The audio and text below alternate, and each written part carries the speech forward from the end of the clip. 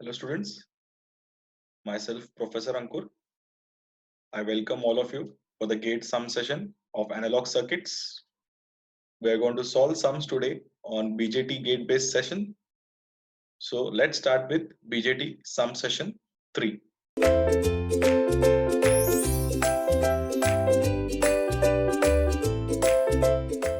So we are starting now in this session BJT sums. This is our third session for BJT. Let's start. So we are having the first question from the gate 2017 EC paper. Let's have a look at the question. The question says, for the DC analysis of common emitter amplifier shown, neglect base current and assume the emitter and collector current are equal, given that Vt is equal to 25 millivolt, VBE equal to 0.7 volt, and the BJT output resistance RO is practically infinite.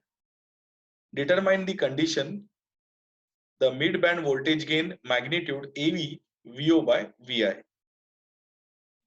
So this is a circuitry given to us. If you observe the circuitry carefully, this circuitry is basically having potential divider bias arrangement with R1 and R2, 73 kilo ohm and 47 kilo ohm, RC resistance of 2 kilo ohm, RE resistance of 2 kilo ohm, RL of 8 kilo ohm, coupling capacitors C1 and C2 10 microfarad each, and a bypass capacitor of 100 microfarad.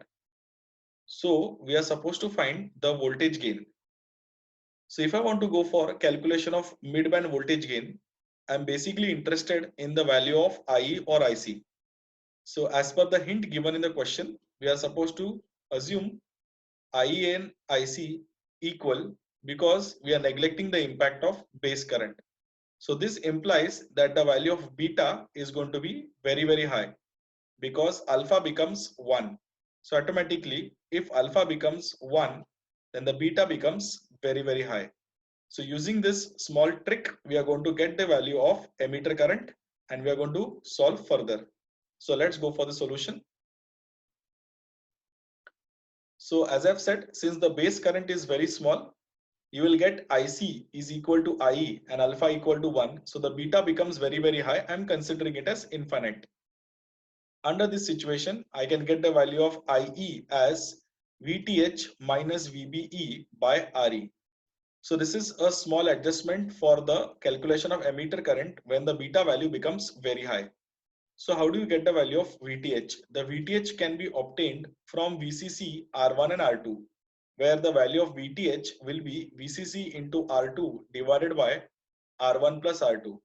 So it will be 12 into 47 divided by 73 plus 47. So solving that, you'll get the value of VTH. Putting that value of VTH in the equation, you will get value of IE. So the value of VTH that we got is 12 into 47 divided by 120. It gave you 4.7. IE value will be 4.7 minus 0.7 divided by RE. So the value of RE is 2 kilo ohm. We are putting the value of RE as 2K. You're getting it as 2 milliampere. This is the value of emitter current. Once you get the value of IE, you can get the value of small re, or you can directly get the value of GM. So small re is VT by IEQ. So it is 25 millivolt by 2 milliampere. You get 12.5 ohm. You will get the value of GM as inverse of RE, or you can take the value of AV straight away as RC parallel RL by RE. Since we are asked the magnitude, we are neglecting the minus sign. Else, common emitter is an inverting amplifier. The gain will definitely have a minus sign. The normal gain calculation using the hybrid pi model gives you GM RC parallel RL because the load is present. Since here we have got the value of RE, so I can use GM as 1 by RE, and using the formula RC parallel RL, I will get the value of AV as 128.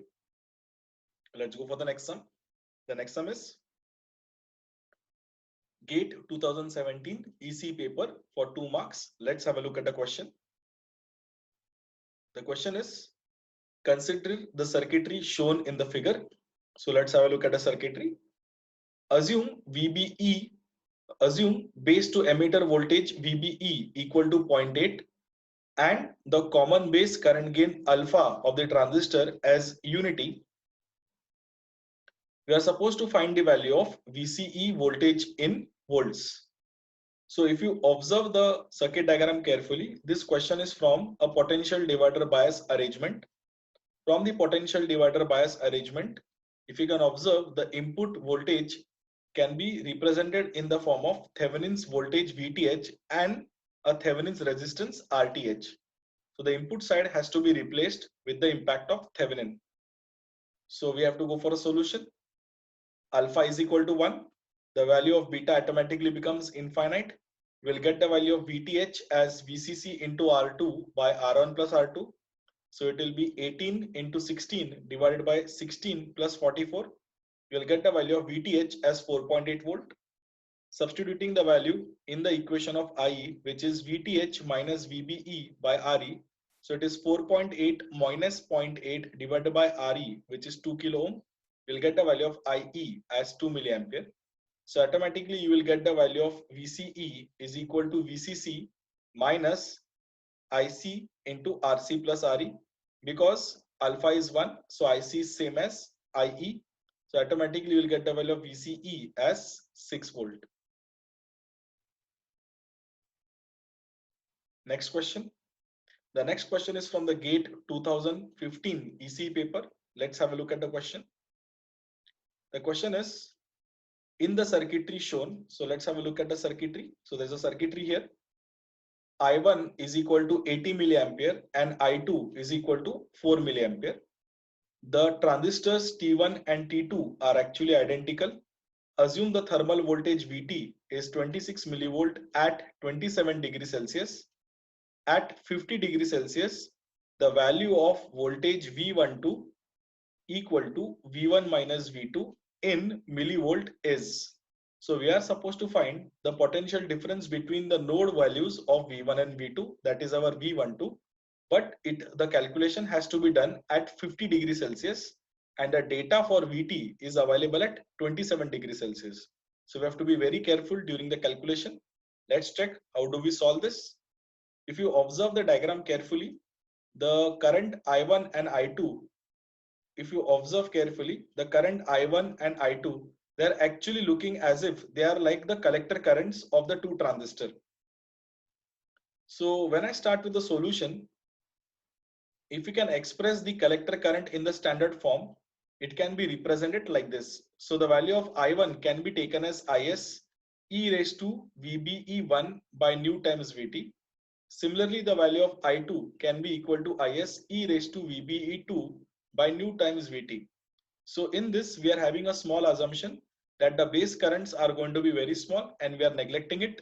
So automatically, we are assuming that the collector currents, the current I2 and I1 are as good as your collector currents with base current getting neglected. So VBE1 is as good as your V1, because if you observe for the transistor, the base and the collector are shorted and the shorted node is corresponding to the V2 for the left hand side transistor and V1 for the right hand side transistor. And both the emitters are actually shorted and connected to ground. So the observation is very clear. The base potential is same as the collector potential.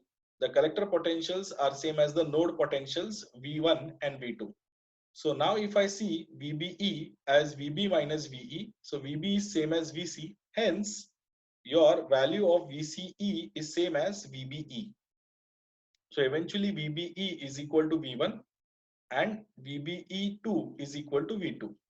So when I take a ratio of I1 by I2, I'll get nu times V1 minus V2 by nu Vt, where Vt is going to be Kt by Q. And if your observation is sharp, the Vt value is given as 27 millivolt, 26 millivolt at 27 degrees Celsius. If you see the data carefully, the value of Vt is given as 26 millivolt at 27 degrees Celsius, and the calculation has to happen at 50 degrees Celsius. So for making that calculation true, we need to first convert that logic at 50 degrees Celsius. So now Vt value is Kt by Q. So the Vt is proportional to T. So I can get the value of Vt at T corresponding to 27. So second question will be, what will be the value of Vt at t equal to 50.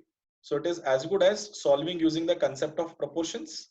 So you will get the value of Vt at 50 degrees Celsius as 27.99 millivolt.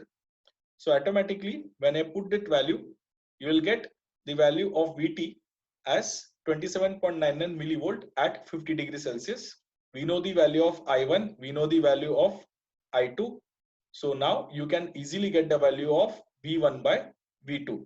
So V1 by V2, we basically take log on both the sides for the equation which is considered under the ratio, and then shifting the term nu Vt on the left hand side, you will straight away get the value of V1 minus V2. During the solving, we can consider the value of factor nu equal to 1. So you will get V1 minus V2 equal to 83.15 millivolt.